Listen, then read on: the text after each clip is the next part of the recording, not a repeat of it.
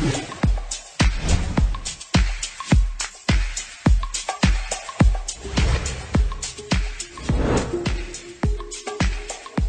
Morning students, मैं Bharatendu on behalf of National Defence Career Academy आपके पास में आज का हम वेक्टर का सेकंड टॉपिक बात करने जा रहे हैं। फर्स्ट टॉपिक आपको बात कर ली थी हमने, जिसमें हमने क्या पढ़ा था, टाइप्स ऑफ वेक्टर्स पढ़े थे। कौन कौन से थे हमारे पास में, स्केलर वेक्टर, क्वांटिटीज थी scalar vector and tensor. And then types of vector पढ़े, कौन कौन से थे हमारे पास में, लीनियर और polar vector and second Cartesian vector. और थर्ड हमने जो हमारे पास में इंपॉर्टेंट बात थी जिसकी हमने की, वो कौन सा था हमारे पास में, यूनिट वेक्टर। यूनिट वेक्टर पे हमने 2 क्वेश्चन भी सॉल्व किए थे, 2 क्वेश्चन आपको होमवर्क के दिए दिए थे, तो मुझे लगता है आप लोगों ने सॉल्व कर लिए होंगे उन्हें। उनके आंसर्स आपको इसके लास्ट में मिल जाएंगे, या फिर आपको अपने कमेंट बॉक्स में एक लिंक अवेलेबल होगा, उसके थ्रू उसके आंसर कॉपी शीट्स मिल जाएंगी। ठीक है सर, तो देखिएगा हमारे पास में वेक्टर लॉ ऑफ एडिशन है, इसकी बात कर रहा हूं मैं।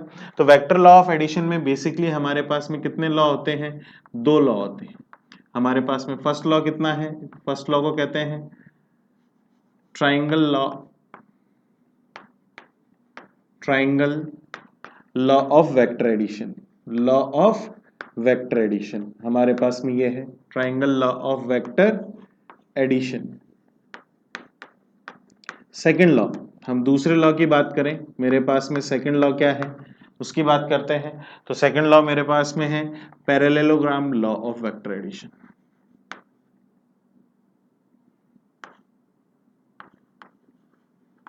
Law of vector addition, similar case. चलो सर, अब हम बात करते हैं, तो फर्स्ट लॉ हम लेके चलते हैं। तो उसकी फर्स्ट लॉ की बात करिएगा, हमारे सामने क्या है, triangle law of vector addition की।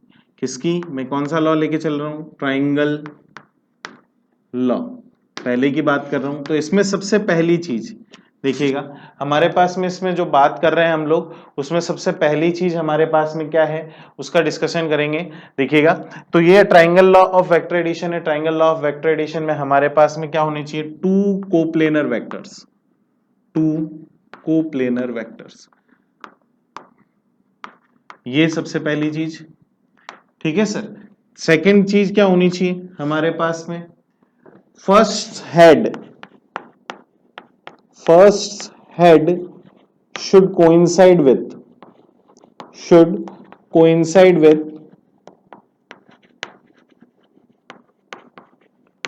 second tail, ऐसा होना चाहिए। तो अब ये इस स्टेटमेंट को देखना सर, मैं कैसे बात करता हूं, तो यहां से देखिएगा, ये है हमारे पास में एक वेक्टर, ये इसका हेड हो गया, ये ए वेक्टर है, ए वेक्टर ये हो गया मेरे पास में। सेकंड देखिए, ये मेरे पास में बी वेक्टर ले लिया मैंने।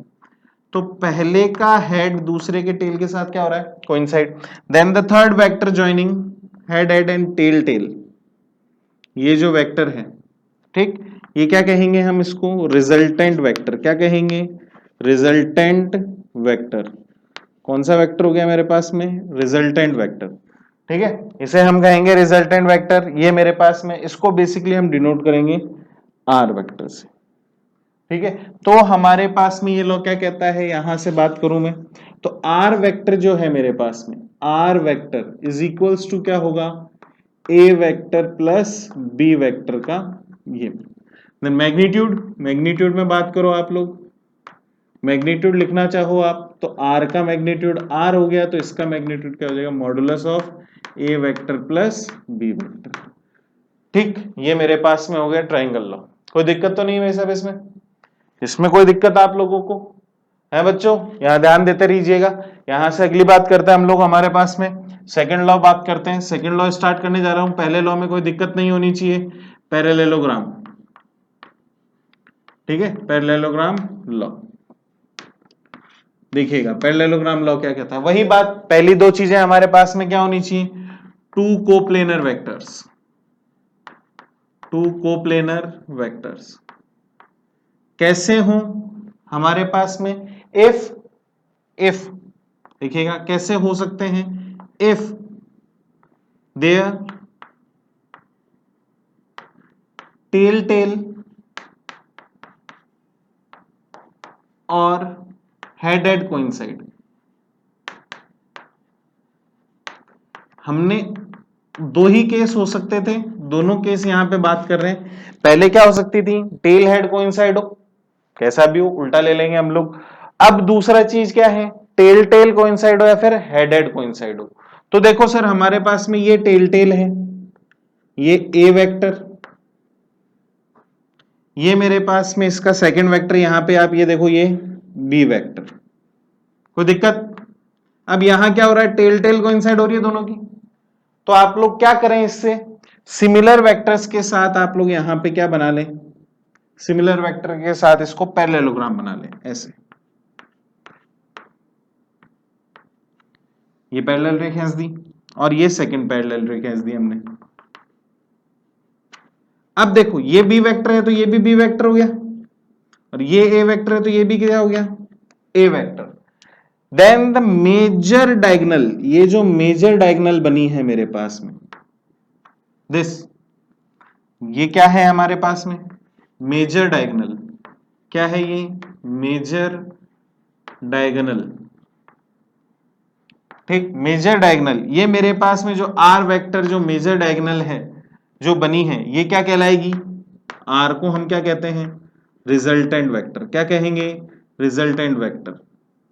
क्या कहेंगे सर, रिजल्टेंट वेक्टर। अब आर की वैल्यू वही बात है, ये दोनों समीशन में है हमारे पास में, तो समीशन से बात करें हम लोग, यहां से देखिएगा मैं आगे बात करता हूं, तो इसको क्या लिख सकता हूं मैं, आर को vector R is equal to A vector plus B vector, ये मेरे पास में हो। कोई दिक्कत, कोई दिक्कत स्टूडेंट्स, कोई दिक्कत नहीं है। चलो अगली बात करते हैं, हमारे पास में ये तो हो गया। अब एक क्वेश्चन के तौर पे मैं एक चीज सॉल्व करता हूं मैं यहां पे, यहां से क्वेश्चन के तौर पे हम बात कर रहे हैं। तो if two vectors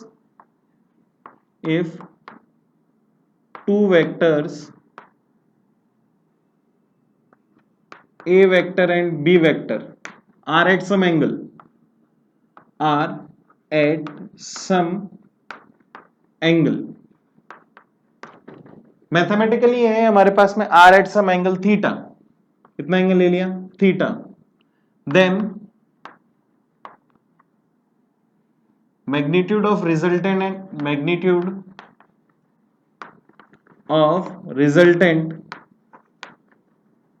magnitude of resultant and its direction, उसकी डायरेक्शन निकालनी है हमारे को। कोई दिक्कत स्टूडेंट्स? चलो तो इसके बारे में देखिएगा, आपके पास में हमने पहले क्या बात की, ट्रायंगल लॉ की बात की। ट्रायंगल लॉ में हमने क्या बात की कि अगर दो वेक्टर ऐसे हों जिनके क्या होने चाहिए हमारे पास में, फर्स्ट का हेड कोइंसाइड हो दूसरे के टेल के साथ, तो फर्स्ट का हेड दूसरे के टेल के साथ कोइंसाइड हो या फिर वाइस वर्सा ले लो, तो उनके हेड हेड और टेल टेल को ज्वाइन करने वाला हमारे पास में रिजल्टेंट वेक्टर है, इसकी वैल्यू ऐसे दी जाएगी यहाँ पे। सेकंड केस क्या हो सकता है, अगर टेल टेल कोइंसाइड हो या फिर हेड हेड कोइंसाइड हो तो हमारे पास में वैल्यू ऐसे दी जाएगी। कोई दिक्कत स्टूडेंट्स? चलो तो अगली बात करते हैं, हमारे पास में आ गया, तो अब एक ये मैथमेटिकल क्वेश्चन दिया गया है उसकी बात करते हैं। ये दो केसेस हो सकते हैं इसमें, तो आप लोग इसका स्क्रीनशॉट ले लीजिए। ये मेरे पास में, अब मेरे को ये दो रो की जगह चाहिएगी सर, आप लोग इसका स्क्रीनशॉट ले लीजिए, स्क्रीनशॉट ले लीजिए यहां से, फिर अगली बात हम करते हैं। तो इसका स्क्रीनशॉट ले लो या फिर आप वीडियो पॉज करके इसको लिख भी सकते हो अपने हायर मेमोरीज के लिए, लिखने से हमारे को ज्यादा याद होता है। अब ये मैं इसलिए करवा रहा हूं क्योंकि ये जो क्वेश्चन है ना, इसी के बेसिस पे कुछ ट्रिक्स बनेंगी हमारे पास में। क्या बनेंगी सर? कुछ ट्रिक बनेंगी, ट्रिक को हम सॉल्व करेंगे। वो ट्रिक हमें याद होनी चाहिए, उनके यूज यहां तक की सारी चीजें हमेशा बहुत काम आती है हमारे। ठीक है स्टूडेंट्स, तो आगे की बात करते हैं, हमारे पास में क्या है। तो इस क्वेश्चन की दो कंडीशन हो सकती हैं मेरे हिसाब से। दो कंडीशन कैसे हो सकती है, कैसे कंडीशन हो सकती है? फर्स्ट, एक ए वेक्टर ये हो, एक बी वेक्टर ये हो, और इन दोनों के बीच में एंगल हो जाए ये, दिस इज ट्राइंगल लॉ। ये मेरे पास में ऐसे आर वेक्टर, ये फर्स्ट कंडीशन हो सकती है।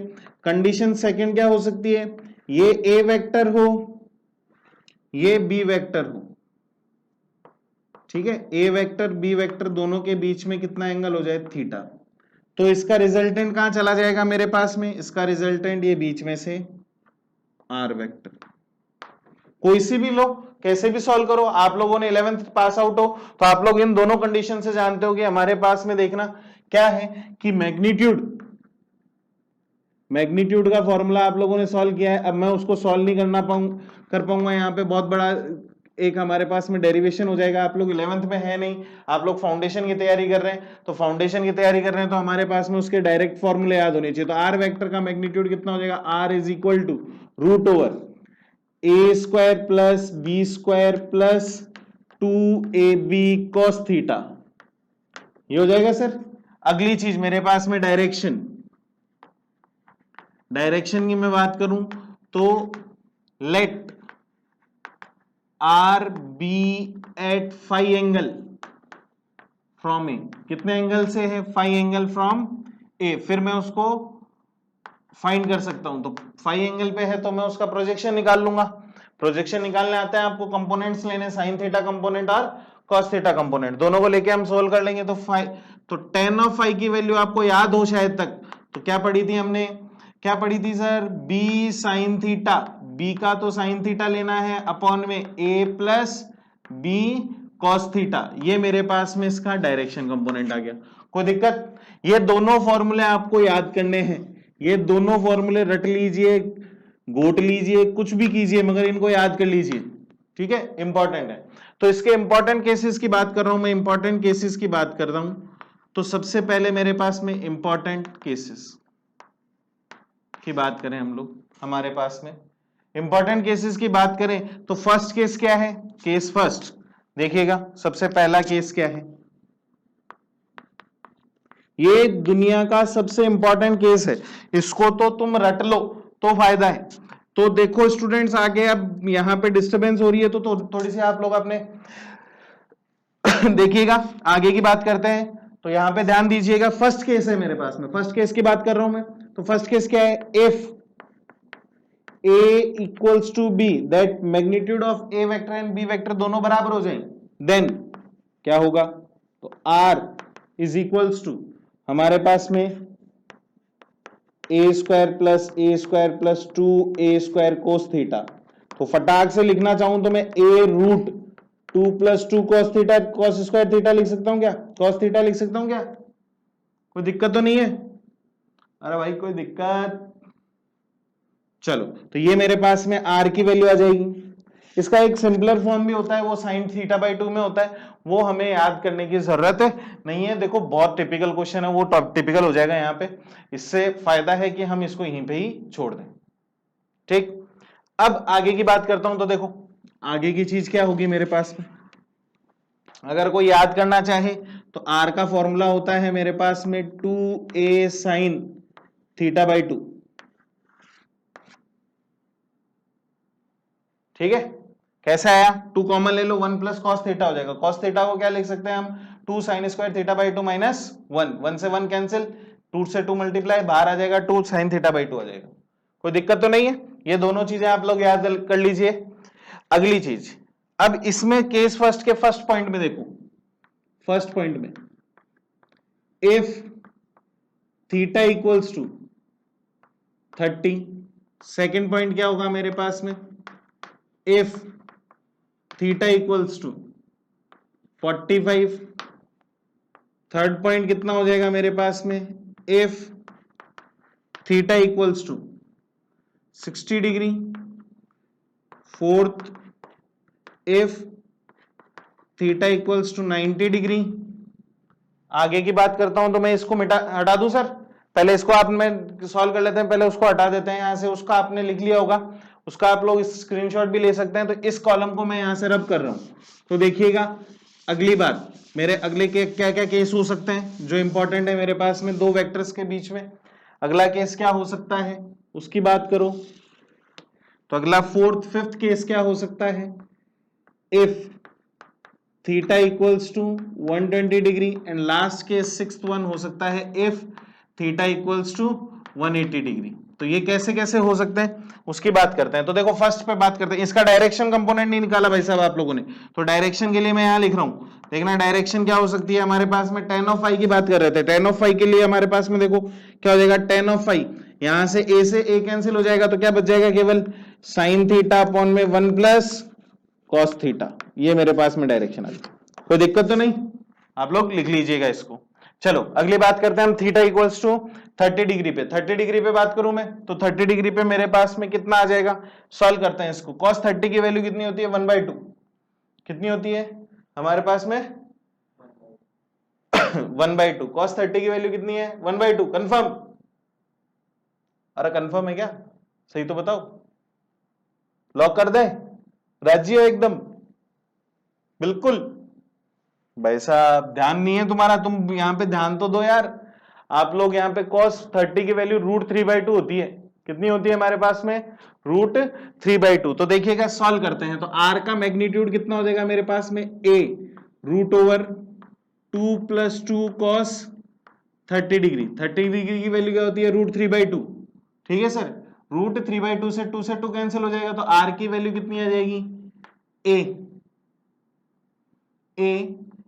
मल्टीप्लाई बाय हमारे पास में 2 + √3, कितनी हो जाएगी 2 + √3, कितनी हो जाएगी 2 + √3, ये मेरे पास में r की वैल्यू आ गई।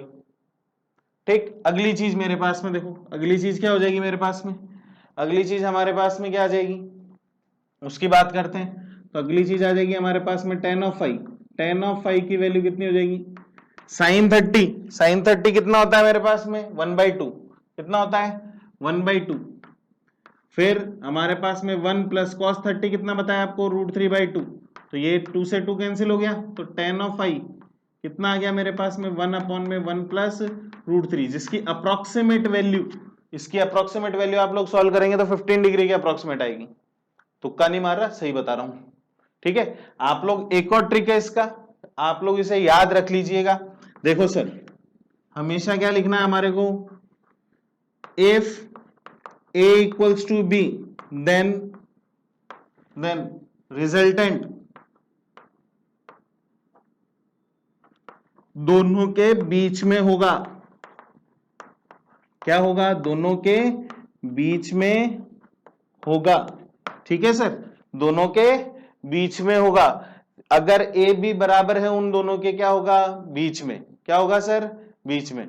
अब आगे की बात करते हैं 45 की, किसकी बात करते हैं 45 डिग्री की, ठीक है, 45 डिग्री की बात करते हैं, तो देखो r की वैल्यू कितनी हो गई मेरे पास में, a √2 + 2 मल्टीप्लाई बाय 1/√2, तो r की वैल्यू कितनी हो जाएगी, a 2 + √2, 2 + √2, तो tan ऑफ फाई की वैल्यू आप लोग निकाल सकते हैं, मैं नहीं निकाल रहा हूं, ये आप लोग सॉल्व करेंगे, ठीक है। ये चीजें 60 डिग्री पे बात करो, 60 डिग्री पे हमारे पास में, अगर 60 डिग्री पे हो तो हमारे पास में थीटा = 60 डिग्री है, तो r = कितना हो जाएगा हमारे पास में, a √2 + 2 मल्टीप्लाई बाय 1/2, तो 2 से 2 कैंसिल, तो कितना बच गया हमारे पास में, r = √3a, कितना बच गया √3a। अगला 90 डिग्री पे बात करो, cos की वैल्यू कितनी हो गई 0, cos की वैल्यू 0 हो गई, तो r की वैल्यू कितनी हो गई √2a, कितनी हो गई √2a। यहाँ पे फाई के लिखना चाहूं मैं, फाई का 45 का हाफ कितना होता है हमारे पास में, 45 का हाफ बोलो भाई साहब फटाफट, अरे यार इतनी टाइम थोड़ी लगाते हैं हम लोग, कितना टाइम लगाओगे क्या, 45 का हाफ कितना होता है अपने पास में, चलो तो कितना हो जाएगा बोलो भाई 22.5, यहाँ पे 60 का हाफ 30 डिग्री, 90 का हाफ 45 डिग्री।